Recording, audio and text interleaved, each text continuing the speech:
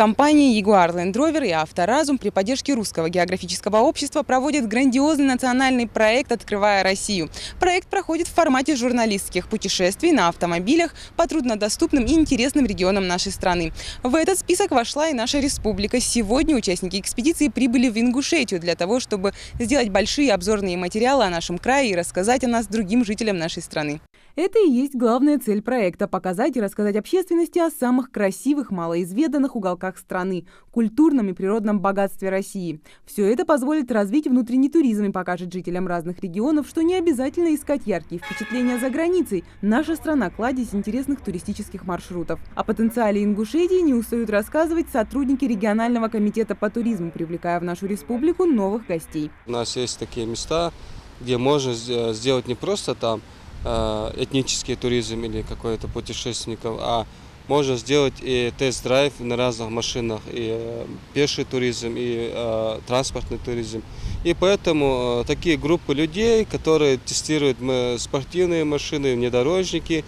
В прошлом году у нас были Audi внедорожники, а в этом году уже приезжают на Range Rover'ах. Участники проекта «Открывая Россию» колесят по стране с 2013 года. За это время независимые журналисты, представители как печатных, так и мультимедийных СМИ, побывали в разных регионах страны, от Камчатки до Калининграда. Знакомились с кухней, культурой и историей субъектов.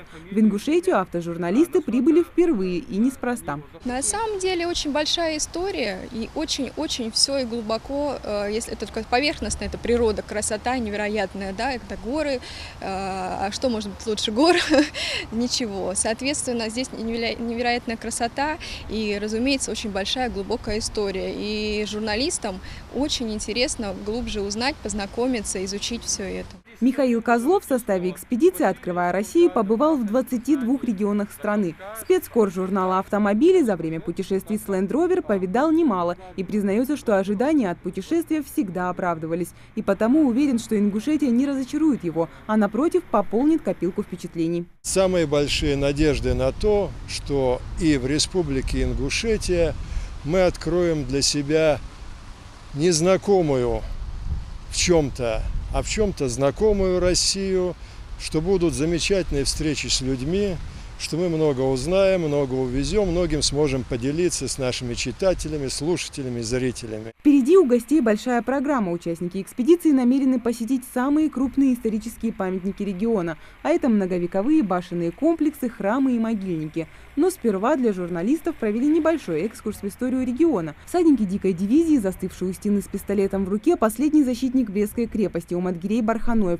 и аллея памяти ингушских героев не оставили гостей равнодушными. Думаю, что этот комплекс надо воспринимать в целом. То есть видно, что, как и положено на Кавказе, отношение к прошлому народа, оно очень серьезное, глубокое, и это вызывает большое уважение. Гостей впечатлили не только исторические факты из прошлого региона и его сынов, но и кухня. Перечень национальных блюд довольно скромен, но зато богат на вкусовые качества. В плане материальных богатств, это потом расскажем, что отсюда повезем. Например, я точно хочу увезти тыквенное варенье, которое нас сейчас кормили, то есть лепешки наподобие хачинов.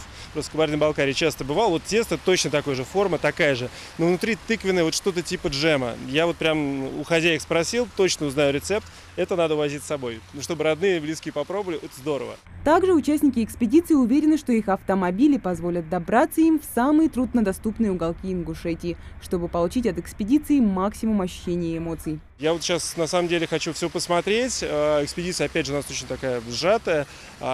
Если все понравится, если потом будет возможность, почему не приехать с семьей? Потому что, я так понимаю, можно и посмотреть много красивого в плане истории, можно просто увидеть то, чего нет в других регионах. Те же башни, чтобы посмотреть, надо ехать либо далеко куда-то в Грузию, там они свои совершенно. Здесь, в Балкарии, практически ничего не осталось. Те, что были 3 штуки, мы их видели. Поэтому за этими впечатлениями нужно ехать. По возвращении из горной части республики журналисты намерены рассказать о красоте и богатстве нашего края в большом видеоматериале и публикациях как в сети интернет, так и печатных изданиях. Мария Мистоева, Рахман Цуров, Новости 24.